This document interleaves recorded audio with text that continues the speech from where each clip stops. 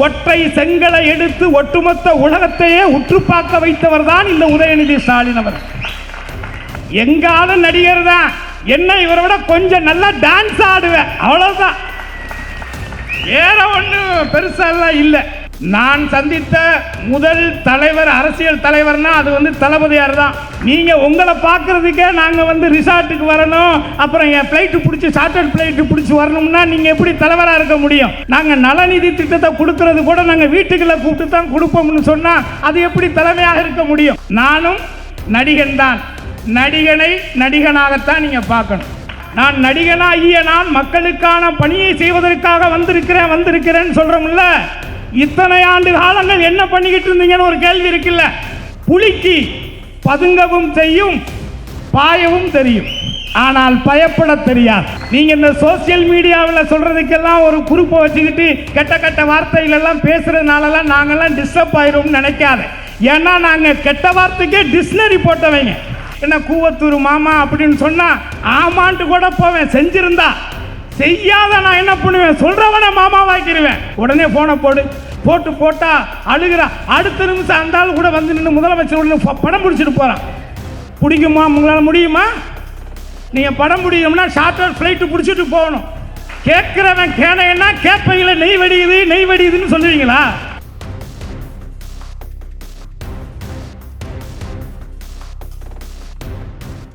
எல்லாம் நல்லா இருக்கீங்களா? ரொம்ப மகிழ்ச்சி உங்கள் எல்லாரையும் சந்தோஷமான ஒரு நிகழ்வில் சந்திக்கக்கூடிய ஒரு வாய்ப்பை இரண்டாவது முறையாக எனக்கு ஏற்படுத்தி கொடுத்த என் உடன்பிறவா சகோதரரும் எனது நீண்டகால நண்பருமாகிய அருமை அண்ணன், செயல் வீரர், உழைப்பாளி, மக்களுக்கான பணியை மகேசனுக்கான பணியாக செயல் வடிவிலே செய்து காட்டக்கூடியவராக, இந்த மக்கள் பணியை அவர் குடும்ப மக்களுக்காக செய்திருந்தால் இன்றைக்கு சென்னையிலேயே மிகப்பெரிய பணக்காரராக இருந்திருப்பார். அதையெல்லாம் எடுத்து தான் ஏற்றுக்கொண்ட தலைமைக்கு உண்மையாகவும் உறுதியாகவும் இறுதி வரை உண்மையாகவும் செயல்படுத்தக்கூடியவராக, உங்கள் அத்தனை பேருடைய அன்பிற்கு பாத்திரமாக விளங்கக்கூடிய அண்ணன் சேகர் பாபு அவர்களுக்கு என்னுடைய நெஞ்சார்ந்த நன்றிகளை இந்த நேரத்தில் நான் தெரிவித்துக் கொள்கிறேன். அடுத்ததாக இன்றைக்கு சிறப்பு விருந்தினராக இங்கே வந்திருக்கக்கூடிய அமைச்சர் மனோ அவர்கள், சட்டமன்றத்திலே நான் சட்டமன்ற உறுப்பினராக இருந்த பொழுது அவருடைய செயல்பாடுகளை கண்டு நான் வியந்திருக்கிறேன். அவரை இந்த தருணத்திலே நான் இந்த நிகழ்வின் மூலமாக சந்திப்பதிலே பெருமகிழ்ச்சி அடைகிறேன். அவரை வருக வருக என்று என் சார்பாகவும் வரவேற்கிறேன். அடுத்ததாக சட்டமன்ற உறுப்பினர் தாயகம் கவி அவர்கள், நான் நந்தனம் கலைக்கல்லூரியிலே படித்த பொழுது எனக்கு ஒரு ஆண்டு மூத்தவர். ஆனால் நாங்கள் இருவரும் ஒரே வருடத்திலே தான் சட்டமன்றத்துக்குள்ளே சென்றோம். அன்று முதல் இன்று வரை என் அன்புக்கினியவராக இருக்கக்கூடியவர். அடுத்ததாக இன்றைக்கு இயக்கத்தினுடைய வரலாறுகளையும், இந்த திராவிட முன்னேற்றக் கழகம் துவங்கப்பட்டு 75 ஆண்டுகள் நிறைவு செய்த இந்த நிலையில் அதனுடைய செயல்பாடுகளை இந்தியாவிலேயே முன்னோடியான ஒரு இயக்கமாக, மூத்த ஒரு இயக்கமாக, முழுக்க மக்களுக்கான தொண்டை செய்யக்கூடிய ஒரு இயக்கமாக முத்தமிழறிஞர் கலைஞர்களால் வார்க்கப்பட்டு, அண்ணா அவர்களால் உருவாக்கப்பட்டு, அவரால் வளர்க்கப்பட்டு, தளபதி அவர்களால் காக்கப்பட்டு, இன்றைக்கு உதயா அவர்களால் முன்னெடுத்து செல்லக்கூடிய அந்த இயக்கத்தினுடைய கருத்துக்களை எல்லாம் ஒவ்வொரு மேடை வாயிலாக உறக்க சொல்லுகின்ற எனது அருமை தம்பி பிரசன்னா, தமிழன் பிரசன்னா அவர்களையும், மற்றும் என்னுடைய மாநில கல்லூரியிலே என்னோடு படித்த முன்னாள் சட்டமன்ற உறுப்பினர் வழக்கறிஞர் ரவி அவர்களையும், அடுத்து இந்த சென்னை மாநகரத்தினுடைய மேயராக இருக்கக்கூடிய எனது அருமை சகோதரி பிரியா அவர்களையும், மற்றும் இந்த மேடையில் இருக்கக்கூடிய இயக்கத்தை சார்ந்த அனைத்து நிர்வாகிகளையும், அதற்கு மேலாக இந்த அன்பான அழைப்பை ஏற்று இங்கே வருகை புரிந்திருக்கக்கூடிய உங்கள் அனைவரையும் வருக வருக என்று வரவேற்பதிலே பெருமகிழ்ச்சி கொள்கின்றேன். நான் இப்போத்தான் சொன்னேன் அண்ணங்கிட்ட, நான் உண்மையிலே இன்னைக்கு நான் ஷூட்டிங் ராம்நாட்டில் நடந்துகிட்டு இருக்கு, தனுஷ் படம். நானும் நடிகர் தான், தெரியல. யாரோ ஒருத்தர் மட்டும்தான் நடிகர் மாதிரியே எல்லாம் பேசிட்டு இருக்கிறாங்க. நானும் நடிகர் தான். என்ன சொல்ல போனா சொல்லுவோம்.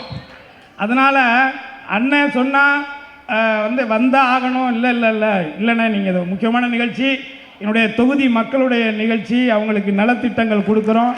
அடுத்து நம்ம உதயா அவர்களுடைய பிறந்த நாளுக்கான ஒரு நிகழ்ச்சி, அதனால் நீங்கள் கட்டாயம் கலந்துக்கணும்னு சொன்னார். அதுக்காக வந்த எனக்கு தான், ஏன்னா 600 கிலோமீட்டர் வரணும் காரில், உங்களுக்கு தெரியும் தானே.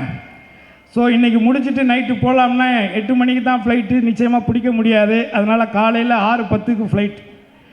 சரி, இவ்வளோ சிரமங்களுக்கு இடையில் நான் ஏன் இதெல்லாம் சொல்கிறேன்னா, உங்ககிட்ட சில விஷயங்களை நான் மனம் திறந்து பேசணும்னு நினைக்கிறேன். அதாவது சொல்லுக்கு முன் செயல், சொல்லுக்கு முன் செயல் அப்படிங்கிறது தேசிய தலைவர் பிரபாகரனுடைய வார்த்தைகள். வார்த்தைகளில் சொல்றதை விட செயலில் செஞ்சு காட்டணும். அப்படி செயலில் செய்து காட்டக்கூடியவராகத்தான் ஒவ்வொரு திராவிட முன்னேற்ற கழகத்தில் இருக்கக்கூடிய ஒரு அடிமட்ட தொண்டனிலே இருந்து இன்றைக்கு இந்த தமிழகத்தை ஆட்சி செய்து கொண்டிருக்கக்கூடிய எனது அருமை அண்ணன் தளபதி அவர்கள் முதற்கொண்டு அதாவது செயலுக்கும் சொல்லுக்கு முன் செயல். அந்த விதத்திலே நான் முதன்னு மாண்புமிகு துணை முதலமைச்சராக இருக்கக்கூடிய அருமை சகோதரர் உதயா அவர்களை நான் ஒரு ஹோட்டலிலே நடிகர் விஷால் அவங்க நண்பர்கள் 2 பேரும் பேசிக்கிட்டு இருக்கும்போது தான் நான் பார்த்தேன். அப்போ ஒல்லியாக இருந்தார், கண்ணாடி போட்டிருந்தார். அப்போ விஷால் தான் சொன்னார், இவர் தளபதி பையன் அப்படின்னு. சத்தியமாக நான் அதுக்கு முன்னாடி பார்த்ததில்லை, தப்பாக எடுத்துக்காதீங்க. அப்போ நான் பார்த்து வணக்கம் ஏதோ கையை கொடுத்தேன். நான் அந்த சுனுக்கர் விளாண்டுக்கிட்டு இருந்தேன், அவங்க ஏதோ பேசிக்கிட்டு இருந்தாங்க, கல்லூரி நண்பர்கள். அப்போ நான் அவர் பார்த்ததுக்கும் அதற்கு பிறகு நம்ம நடிகர் சங்கத்தில் காவேரி பிரச்சனைக்காக ஒரு உண்ணாவிரதம் இருந்தோம். அப்போ அதில் கலந்துக்கிட்டார். அப்போ நான் அவர்கிட்ட 2 வார்த்தை பேசியிருக்கேன். அதற்கு பிறகு இப்போ சமீப காலத்தில் தான் நான் உதயா அவர்களை பார்க்குறேன். இதை எதுக்காக சொல்ல வரேன்னா, அன்றைக்கு அவர் ஒரு செயலை செய்யணும்னு முடிவெடுக்கிறார். ஒல்லியாக இருந்தார், கண்ணாடி போட்டிருந்தார். அவர் நடிகனாகணும்னு முடிவு எடுத்துட்டார். அதுக்கு முன்னாடி படம் எடுக்கிறார். இன்னும் சொல்கிறேன், இன்னைக்கு ஒரு நடிகர் இருக்கார்ல, அந்த நடிகருக்கு பெரிய சம்பளத்தை கொடுத்து அவருடைய சம்பளத்தை உயர்த்தினதே இதே ரெட் ஜெயண்ட் கம்பெனி தான். அதையும் மறந்துடக்கூடாது யாரும். என்ன அப்போ ஒருவர் அவர் ஒன்றும் புதுசாக நடிக்க வரல. அண்ணன் தளபதி அவர்கள் எத்தனையோ திரைப்படங்கள், தொலைக்காட்சி தொடர் நடிச்சிருக்கிறாங்க.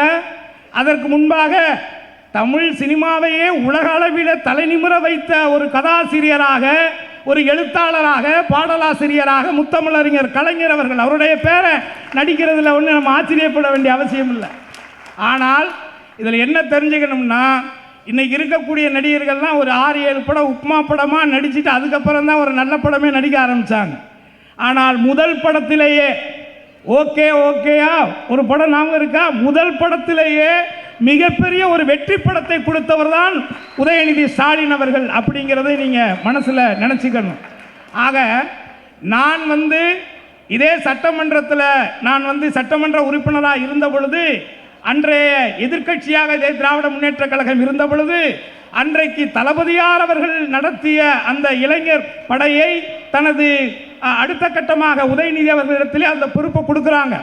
அப்போ அதை செயல்படுத்துறதுக்கு அவர் ஊராக போகும் பொழுது, அன்றைக்கு இருந்த அந்த அரசு, அனைத்து இந்திய அண்ணா திராவிட முன்னேற்ற கழகத்தினுடைய அன்றைய எடப்பாடியினுடைய அரசு அதற்கு எத்தனை தடைகளை போட்டார்கள் என்பது எனக்கு தெரியும். அப்போ கூட நான் சொன்னேன், அவருக்கு வாழ்த்து சொல்லலாம் நினைச்சேன். என்னதான் இருந்தாலும் ஒரு பெரிய கட்சியினுடைய மிகப்பெரிய ஒரு இயக்கத்தினுடைய ஒரு இளைஞரணி தலைவராக பொறுப்பேற்றிருக்காரு. அவரை பார்த்து வாழ்த்து, அதெல்லாம் செய்யக்கூடாது, அதெல்லாம் போகக்கூடாது, ரெட்டையில ஜெயிச்சிருக்கிறீன்னு என்னை மிரட்டிட்டாங்க, சொல்லி பயமுறுத்திட்டாங்க. ஆனால் இன்று வரை அந்த வருத்தம் எனக்கு இருக்கு. இன்றைக்கு ஒட்டுமொத்தமாக அந்த பொறுப்பை ஏற்றதிலே இருந்து இந்த ஏடிஎம்க்கு அன்றைக்கு அவர்கள் தடைகள், அத்தனை தடைகளை போட்டிருந்தாலும் கூட அந்த தடைகளை எல்லாம் தகர்த்தெறிந்து ஒற்றை செங்கலை எடுத்து ஒட்டுமொத்த உலகத்தையே உற்று பார்க்க வைத்தவர் தான் இந்த உதயநிதி ஸ்டாலின் அவர். ஒரு சினிமா நிறுவனம் துவங்குகிறார், அதை லாபகரமாக இன்று வரைக்கும் நடத்தி கொண்டிருக்கிறார். அதை அடுத்து அவருடைய அடுத்த பொறுப்பை இன்னொருத்தர்கிட்ட கொடுக்கிறார். அதே மாதிரி ஒரு நடிகராக, அதாவது திண்டுக்கல் சாரதி படத்தில் ஒரு டயலாக் ஒன்று இருக்கும், என் பொண்டாட்டிக்கிட்டே யார்கிட்டே நான் சொல்லுவேன், என்ன அஜித்து அஜித்துங்கிற, என்னை விட கொஞ்சம் கலராக இருக்கார் அவ்வளோதானே, இல்லை என்ன அஜித்து அஜித்து என்னை விட கொஞ்சம் கலரு அவ்வளோதானே. அதே மாதிரி தான் என்ன நடிகர் நடிகர் எங்காலும் நடிகர் தான், என்ன இவரை விட கொஞ்சம் நல்லா டான்ஸ் ஆடுவேன் அவ்வளோதான், வேற ஒன்றும் பெருசாலாம் இல்லை. அப்படித்தான் நான் எடுத்துக்கணும். உங்களுடைய நடிப்பு எல்லாருக்கும் தெரியும், எங்களுக்கும் தெரியும், எல்லாருக்குமே தெரியும். உதயா அவர்களுடைய நடிப்பும் மிக சிறந்த நடிகராக சில படங்களில் மகேந்திரன் அவரும் சேர்ந்த படத்திலலாம் மிக அற்புதமான ஒரு நடிப்பை வெளிப்படுத்தியிருப்பார். ஆக அவர் இன்றைக்கு மக்களுக்கான பணியை மேற்கொண்ட காரணத்தினாலே தான் அதிலிருந்து விடுபட்டிருக்கார். நீங்க 100 படம் நடிச்சு நம்ம எடுக்கிற பேரை வெறும் ஒரு 10-12 படம், கடைசியாக அவர் நடிச்சாரு மாமன்னன் திரைப்படம். அந்த மாமன்னன் திரைப்படத்தில் ஒடுக்கப்பட்ட நசுக்கப்பட்ட மக்களுக்கான ஒரு குரலாக, குரலற்ற மனிதனுடைய குரலாகத்தான் அந்த கதாபாத்திரத்தை அவர் ஏற்று நடிச்சிருக்கிறார். ஆக சினிமா படங்களிலே கூட மக்களுக்கான பணியை செய்யக்கூடிய, மக்களுக்கான பணியாளர்களாக உருவாகக்கூடிய எண்ணங்களை அடுத்த தலைமுறைக்கு விதைக்கணும் நினைச்சு வேலை செய்யக்கூடியவராகத்தான் மாண்புமிகு துணை முதலமைச்சர் அவர்கள், அருமை சகோதரர் உதயா அவர்கள் இருக்கிறார் என்பதை நான் உங்ககிட்ட சொல்லிக்கிறேன். அதாவது என்னுடைய தெய்வ திருமணார் ஒன்று சொல்லுவார், வீரமற்ற விவேகம் கோழைத்தனம், வீரமற்ற விவேகம் கோழைத்தனம், விவேகமற்ற வீரம் முரட்டுத்தனம்னு சொல்லுவார். ஆனால் அருமை சகோதரர் உதயா அவர்கள் வேகமும் வீரமும் வேகமும் விவேகமும் வேகம், எந்த செயலை செய்தாலும் அதை எடுத்து முடிக்கக்கூடிய ஒரு ஒரு ஒரு உறுதியாக ஒரு செயல்பாட்டினை நடத்தக்கூடியவராகத்தான் செயல்படுறார். இப்போ திடீர்னு வந்து டெப்டி சிஎம் பற்றி நம்ம இவ்வளோ புகழ்ந்து பேசுகிறோம், ஏதோ ஒரு காக்கா அதெல்லாம் கிடையாது. நான் சந்தித்த முதல் தலைவர், அரசியல் தலைவர்னா அது வந்து தளபதியார் தான். நான் இதை கவிக்கு தெரியும், நம்ம ஆர்ட்ஸ் காலேஜில் நாங்கள்லாம் நிகழ்ச்சி நடத்தியிருக்கிறோம். அன்னைக்கு பார்த்தோம் செக்கச்செவேர்னு அந்த சுருட்ட முடியல வெள்ளை சொல்லையுமா கலை அந்த அனுபவத்திலேருந்து கிளம்பி நாங்கள் கூட்டிகிட்டு போனதெல்லாம் இன்னும் எங்களுக்கு ஞாபகம் இருக்கு. ஏன்னா அதனால் அந்த தளபதியாரை எப்படி இன்றைக்கு வரைக்கும் நான் அன்போடு நான் நேசிக்கிறேனோ அதே நேசிப்பு இறுதி வரை உதயா அவர்களுக்கும் இருக்கும் அப்படிங்கிறத நான் இந்த மேடையில் நான் சொல்லிக்கிறேன். ஏன்னா நீங்கள் படம் காட்டுறது வேற, அதான் எதையுமே எனக்கு ரொம்ப பிடிச்ச விஷயம். நீங்கள் கொஞ்சம் யோசிச்சு பாருங்கள், நான் சொல்கிறதுல எவ்வளோ பெரிய உண்மை இருக்குன்னு. இவ்வளோ பெரிய 75 ஆண்டு கால கட்சியில் ஒரு துணை முதலமைச்சராக இருக்கார். அப்பேற்பட்ட ஒரு வசதி வாய்ப்போடு வளர்ந்த ஒரு செல்வ குழந்தை தான். ஆனால் அவருடைய செயல்பாடுகளை பாருங்க, அவர் மக்கள்கிட்ட பழகிறத பாருங்க, அவர் பேசுகிற பேச்சை பாருங்க, அவ்வளோ எளிமையா தன்னை ஒரு சாமானியனாக அதாவது மக்கள் உணரணும்னு நினைக்கக்கூடிய எளிமையான ஒரு பேச்சு. ஒரு அரசியல் தலைமைக்கு என்ன தெரியுமா முக்கியம்? நினைச்ச நேரத்தில் தொண்டர்களோ பொறுப்பாளர்களோ அந்த தலைவனை சந்திக்கக்கூடியவன் தான் தலைவன். நீங்க உங்களை பார்க்கறதுக்கே நாங்க வந்து ரிசார்ட்டுக்கு வரணும், அப்புறம் என் ஃப்ளைட்டு பிடிச்சி சார்ட்டர்ட் ஃப்ளைட்டு பிடிச்சி வரணும்னா நீங்க எப்படி தலைவராக இருக்க முடியும்? நாங்கள் நலநிதி திட்டத்தை கொடுக்கறது கூட நாங்கள் வீட்டுக்குள்ள கூப்பிட்டு தான் கொடுப்போம்னு சொன்னால் அது எப்படி தலைமையாக இருக்க முடியும்? ஆகவே ஒன்னே ஒன்று மட்டும் நீங்கள் மனசில் வச்சுக்கங்க, நானும் நடிகன் தான், நானும் நடிகன் தான். நடிகனை நடிகனாகத்தான் நீங்கள் பார்க்கணும், நடிகனை நடிகனாகத்தான் பார்க்கணும். ஏன்னா நான் நடிகனாகிய நான் மக்களுக்கான பணியை செய்வதற்காக வந்திருக்கிறேன்னு சொல்கிறோம்ல, இத்தனை ஆண்டு காலங்கள் என்ன பண்ணிக்கிட்டு இருந்தீங்கன்னு ஒரு கேள்வி இருக்குல்ல. நான் சின்ன நடிகர்ப்பா, ஆனால் நான் சம்பாதிச்ச காசில் கிட்டத்தட்ட 152 மாணவ மாணவிகளை, குறிப்பாக முகாமில் தங்கியிருக்கக்கூடிய இலங்கை அகதி மாணவ மாணவிகளை படிக்க வச்சானே கருணாசுங்கிறவன் 2009. அதற்கு பிறகுத்தானே இன்னைக்கு வந்து நிறைய நடிகர்கள் செய்கிறாங்க. ஆக இது எதையும் நம்ம திட்டமிட்டு செய்யறதில்ல. சட்டியில் இருந்தால் ஆப்பையில் வரப்போகுது, ஆனால் சட்டியே இல்லைங்கிற பொழுது நம்ம ஒன்றுமே பண்ண முடியாது. ஆக இன்றைக்கு நடக்கக்கூடிய இந்த அரசியல் என்பது சினிமாவிலே தனக்கு இருக்கக்கூடிய இந்த மக்கள் செல்வாக்கை பயன்படுத்தி மிக எளிமையாக இந்த மாபெரும் ஒரு இயக்கத்தை குறை சொல்லி அதை மக்களுக்கு விரோதமான பேச்சுக்களை பேசி அதன் மூலமாக ஒரு சுயநல அரசியலை ஆதாயம் தேடலாம் என்று நினைக்கக்கூடிய அவருக்கு நான் ஒன்றே ஒன்று மட்டும் சொல்லிக் கொள்கிறேன். புலிக்கு பதுங்கவும் செய்யும், பாயவும் தெரியும், ஆனால் பயப்பட தெரியாது. நீங்க இந்த சோசியல் மீடியாவில் சொல்றதுக்கெல்லாம் ஒரு குரூப்பை வச்சுக்கிட்டு கெட்ட கெட்ட வார்த்தைகள் எல்லாம் பேசுறதுனாலலாம் நாங்கெல்லாம் டிஸ்டர்ப் ஆயிரும் நினைக்காத. ஏன்னா நாங்க கெட்ட வார்த்தைக்கே டிக்ஷனரி போட்டவங்க, டிக்ஷனரியே போட்டிருக்கோம் நாங்க கெட்ட வார்த்தைக்கு.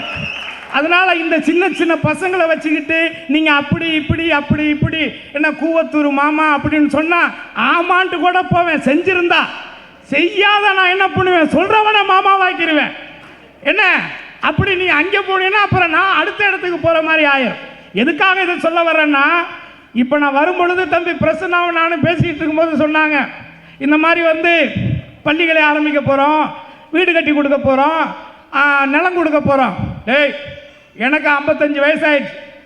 1970 முத்தமிழறிஞர் கலைஞர் அவர்கள் இந்தியாவிலேயே பள்ளி கல்லூரிகளை உருவாக்கியதிலிருந்து நிலம் இல்லாத விவசாயிகளுக்கு சொந்தமாக நிலம் கொடுத்து இப்படி பல நினைச்சே நீ பார்க்க முடியாது. நீங்க இல்ல, இந்தியாவிலே முடியாதுங்கிற. இந்தியாவிலே அவரை தாண்டிய ஒரு அரசியல் சித்தாந்தத்தை, அரசியல் சிந்தனையை, மக்களுக்கான எதிர்கால திட்டங்களை தீட்டக்கூடிய ஒரு செயல் வீரன் நீ பார்க்கவே முடியாது. 55 வருஷம் கழிச்சு இப்போ வந்து புதுசா நாங்க வந்தால் வீடு கட்டி நாங்க தான் மொத்தமா கட்டி கொடுத்துட்டோமே, இன்னும் கொஞ்சோண்டு தான் இருக்கு, இன்னும் கொஞ்சம் தான் இருக்கு. அதாவது வீடு கூட முன்னாடி எல்லாம் ஆம்பளை ஆளுங்க பேர்ல கொடுத்தாங்க. இப்போ அவன் அங்கங்க ஏதாவது பண்ணி கடனை உடனே வாங்கி இது பண்ணிடறான்னு சொல்லிட்டு அதுலயும் தளபதி இப்போ என்ன பண்ணிட்டாரு, வீடெல்லாம் நேரம் இனிமேல் பெண்கள் பேர்ல தான்டா ரிஜிஸ்ட்ரேஷன், அவன் புருஷன் பேர்ல கிடையாதுன்ட்டார். ஆக இன்றைக்கு நம்ம வந்து இதுக்காக இல்லை, அதான் நம்ம அதாவது என்ன சொல்றேன்ல, திட்டங்கள்னா நினைச்சே நீங்க பார்க்க முடியாது. ஒவ்வொரு நாள் அதாவது இந்தியாவுக்கே முன்னோடியான ஒரு தமிழகத்தினுடைய முதலமைச்சராக மாண்புமிகு தளபதியார் இருக்கிறாருங்கிறது பெருமைக்காகவோ இல்லை உங்ககிட்ட கைதட்டு வாங்கணுங்கிறதுக்காக இல்லை. இதை எங்கே வேணாலும் தேவைப்பட்டால் ஐநா சபையிலே சென்று கூட திராவிட இயக்கத்தினுடைய செயல் திட்டங்களை செயல்படுத்தக்கூடிய எனது அருமை அண்ணன் தளபதியார் அவர்களுடைய புகழை நான் பேசுகிறேன். ஏன்னா திட்டங்கள் அப்படி, செஞ்சிருக்கிற காரியங்கள் அப்படி. அதாவது இப்போ இந்த எஸ்ஐஆர்னு ஒன்று இருக்குல்ல, அண்ணன் கூட பேசும்போது அமைச்சர் சொன்னார், எஸ்ஐஆர் சுப்பிரமணிய சாமின்னு ஒருத்தர் தெரியுமில்ல உங்களுக்கு. எனக்கு அவரை பிடிக்கும். ஏன் பிடிக்கும்னா, பார்லிமெண்ட்டில் எங்கள் ஐயா பசும்பொன் முத்துராமலிங்கத்தருடைய சிலையை வச்சது அவர் தான், அதனால அவரை எனக்கு கொஞ்சம் பிடிக்கும். அவர் இப்போ 2 நாளைக்கு முன்னாடி ஒரு அறிக்கை சொல்லியிருக்கார். என்ன சொல்லியிருக்காருன்னா, எஸ்ஐஆர் படிவம் இருக்குல்ல, எஸ்ஐஆர் ஃபார்ம், அந்த ஃபார்மை நரேந்திர மோடி அவர்கள், நம்ம நாட்டினுடைய பிரதமர் நரேந்திர மோடி அவர்கள் யாருடைய துணையும் இல்லாமல் தனியா உட்கார்ந்து நீ ஃபுல் பண்ணிட்டேன்னா அரசியலை விட்டே போயிடுறேன்ட்டார். நல்லா கேட்டுக்கங்க, சுப்பிரமணிய சாமி சாதாரண ஆள் இல்லை, ஐயருக்கு ஐயர் அவரு, என்ன பெரிய ஐயர் அவரு. அவர் சொல்றாரு, அந்த எஸ்ஐஆர் ஃபார்மை நம்ம நாட்டினுடைய பிரதமர் ஐயா நரேந்திர மோடி அவர்கள் யாரோடைய உதவியும் இல்லாம, அமித்ஷா சப்போர்ட் இல்லாம தனியா உட்கார்ந்து அந்த ஃபார்மை ஃபுல்லப் பண்ணி கொடுத்து உங்களுக்கு ஓட்டு இருக்குன்னு சொல்ல வச்சிட்டேன்னா நான் இந்த அரசியலை விட்டுட்டு போயிடுறேங்கிறார். இப்போ வர்றதுக்கு முன்னாடி என் பொண்டாட்டிகிட்ட கேட்டேன், என்ன கிரேசி இந்த மாதிரி சொல்றாங்களே, எப்படி நமக்கு ஓட்டு இருக்கான்னு கேட்டேன். டவுட்டா தான் இருக்குங்கிறா. எனக்கே டவுட் தான். ஏன்னா உங்களுக்கு தெரியுமில்ல, நம்மெல்லாம் நாடோடி வாழ்க்கை, நம்ம எங்கேயோ பிறந்தோம், எங்கேயோ வளர்ந்தோம், ஏதோ இந்த சென்னையை நம்பி வந்தோம். இந்த சென்னை தான் இந்த கருணாஸை உருவாக்குச்சு. அதனால நான் என்னைக்குமே இந்த சென்னைக்கு நன்றியா இருப்பேன். ஏன்னா என் ஊர்ல எங்க அப்பா அத்தா வச்ச பேரு கருணாநிதி.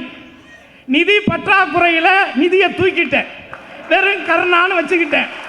என்ன எங்க அப்பா பேரு சேர்த்தவர், அப்ப எஸ் தூக்கி பின்னாடி போட்டுக்கிட்டேன், கருணாஸ். ஐ நல்லா இருக்க. ஐ ஹலோ கருணாஸ், ஹலோ வாங்க கருணாஸ், நல்லா இருக்க சவுண்டு, நம்ம இதே வச்சுக்குவோம். அப்படி வச்சுக்கிட்டேன், நானா வச்சுக்கிட்டதான். ஆனால் இந்த கருணாஸ்ங்கிற ஒரு பாடகனை, ஒரு இசையமைப்பாளனை, ஒரு நடிகனை, ஒரு தயாரிப்பாளனை, ஒரு விநியோகஸ்தகரை, ஒரு முக்குளத்தோர் புலிப்படையினுடைய தலைவனை, ஒரு சட்டமன்ற உறுப்பினரை, இன்றைக்கு வரக்கூடிய சட்டமன்றத்திலே தளபதியாருடைய புகழை பாடக்கூடியவனை உருவாக்கியது சென்னை. இந்த சென்னை தான் என்ன உருவாக்குச்சு. அதனால நான் பிறந்த ஊருக்கெல்லாம் விசுவாசமா இருக்க மாட்டேன், நான் சென்னைக்கு மட்டும்தான் விசுவாசமா இருப்பேன். நிறைய பேர் சொல்றாங்க சென்னை எங்களுது, எங்களுது சென்னை. ஏன்னா எங்களது சென்னை, நாங்கள் இங்கே தானே உருவாகிருக்கிறோம், இங்கே தானே வளர்ந்துருக்கிறோம். அதனால என் ஓட்டு, நான் வந்து முதல்ல பாட்டு தோட்டத்தில் இருந்தேன், அதுக்கப்புறம் கோடம்பாக்கம் போனேன், அப்புறம் ட்ரிபிளிகன் பிக் ஸ்ட்ரீட்டுக்கு பக்கத்தில் நம்ம நல்லத்தம்பி ஸ்ட்ரீட்டில் இருந்தேன். இப்படி நான் எங்கெங்கே இருந்தேனே எனக்கு தெரியல. மூணு நான் ஓட்டு போடும்பொழுது அண்ணா நகரில் இருந்தேன். ஏன்னா இப்போ அவங்க என்ன கேட்குறாங்க, அண்ணா நகரில் எப்போ இருந்தீங்க? இப்போ இருந்தோம். அண்ணா நகரில் இருக்கும்போது எங்கே ஓட்டு போட்டீங்க? தெரிலங்க. இல்லை அதுக்கு முன்னாடி எங்கே இருந்தீங்க? அப்போ அங்கே இருக்கும்போது உங்களுக்கு அங்கே ஓட்டு இருந்துச்சா? இப்படியெல்லாம் கேட்டால் இருக்கிற நம்மளே வாடகை வீட்டில் என்ன ஆணி அடித்தா வெளில போங்கிறான், பைப்பர் நிறையா திறந்து விட்டா வெளில போங்கிறான். இப்படி இருக்கிற இந்த சென்னையில் நம்ம எங்கே போய் என்ன பண்ணுறது? ஆக இதில் இருந்து நீங்கள் புரிஞ்சுக்கணும். அதைத்தான் அன்னைக்கு வந்து எஸ்ஐஆருடைய கூட்டத்தில் மாண்புமிகு தளபதியார் அவர்கள் ரொம்ப தெளிவாக சொன்னாங்க. நம்மளுடைய ஓட்டு உரிமைகளை பறிப்பது என்பது நமது குடியுரிமையை பறிப்பதற்கு சமமானது. முதல்ல அதாவது நீ இந்த நாட்டுடைய பிரஜையே இல்லைங்கிறதா இதுக்கு. ஓட்டு போடுற உரிமை இல்லைன்னா உசுறு போனதுக்கு சமம் தானப்பா. அப்போ ஓட்டு போடுற உரிமை இல்லைன்னா இது எப்படி ஜனநாயக நாடு? 2 வருஷத்துக்கு முன்னாடி நான் ஓட்டு போட்டேன், அந்த ஓட்டை வாங்கித்தான் இன்னைக்கு நாட்டுடைய பிரதமர் இருக்காரு. அப்ப நான் அந்த ஓட்டு செல்லாதனா அப்ப பிரதமர் பதவியே செல்லாது தானே? நான் ஓட்டு போட்டு தானே பண்ணி ஜெயிச்ச. நம்ம தானே ஓட்டு போட்டோம், எந்த கட்சிக்கே ஓட்டு போட்டோமா இல்லையா? அப்போ ஒரு நாட்டினுடைய பிரதமர் 2 வருஷம் தான் ஆகுது. அப்போ அன்றைக்கு அப்படி இருந்துட்டு ஏற்றுக்கிட்டு இன்னைக்கு திடீர்னு ஒரு சிறப்பு வாக்காளர் இதுன்னு சொல்லி கொண்டுட்டு வந்து நம்மளுடைய